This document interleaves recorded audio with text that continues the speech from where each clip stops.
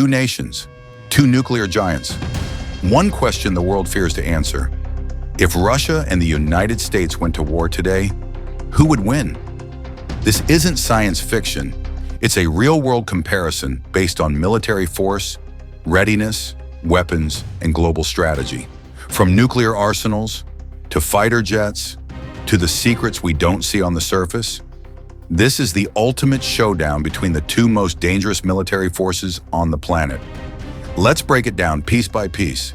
This is not fiction. We're analyzing facts, current military power, defense strategy, battlefield tech, and real-world readiness.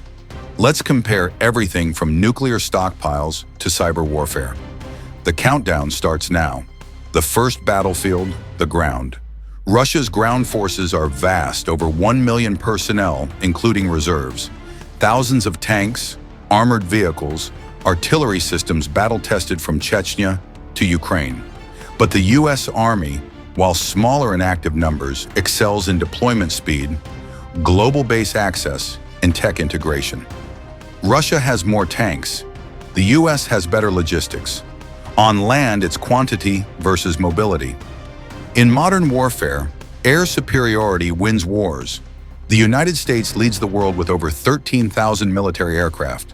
From F-35 stealth jets to B-2 bombers, no nation comes close. Russia's air fleet is powerful too. Su-57 stealth fighters, MiG interceptors, and deep experience in air-to-ground support.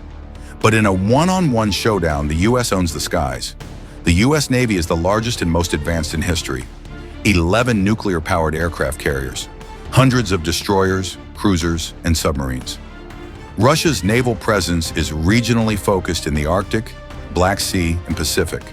It has fewer ships but lethal submarines and hypersonic-capable frigates. If the war goes to sea, the U.S. dominates globally. This is where it gets serious. Russia and the United States control over 90% of the world's nuclear weapons. Russia leads in warhead quantity, nearly 6,000. The U.S. leads in delivery systems, more bombers, submarines, and advanced ICBMs. But here's the truth. In nuclear war, nobody wins. Both sides possess second strike capability enough to destroy the world even after being attacked. Wars aren't just fought with bullets. They're fought with bites. The U.S. leads in signals intelligence thanks to the NSA and space-based surveillance. Russia has elite cyber units known for election interference and cyber sabotage. If war goes digital, both sides can paralyze infrastructure, disable satellites, and disrupt economies. Space is now a battlefield. The U.S. Space Force leads in satellite defense and offense. Russia has anti-satellite missiles and electronic warfare tools to jam enemy signals.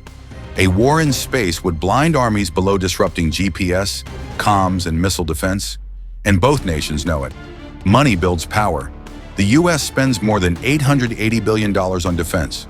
That's more than the next 10 countries combined. Russia's budget? Around $100 billion, but used efficiently. America invests in global operations, R&D, cyber, and tech. Russia focuses on strategic deterrence and defense near its borders. Russia has been at war Ukraine, Syria, Georgia, Chechnya. It has troops hardened in active combat.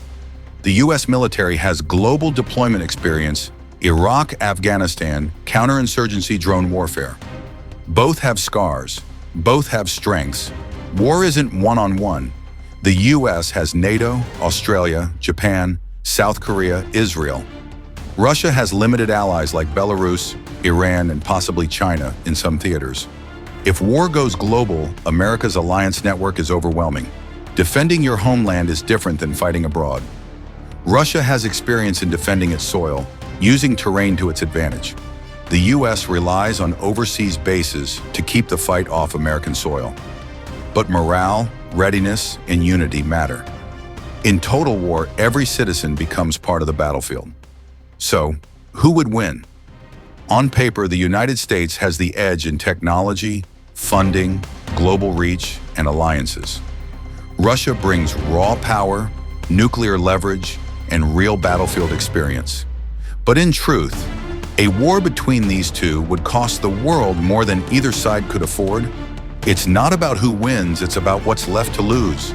Let's hope this remains a comparison, and never becomes a reality.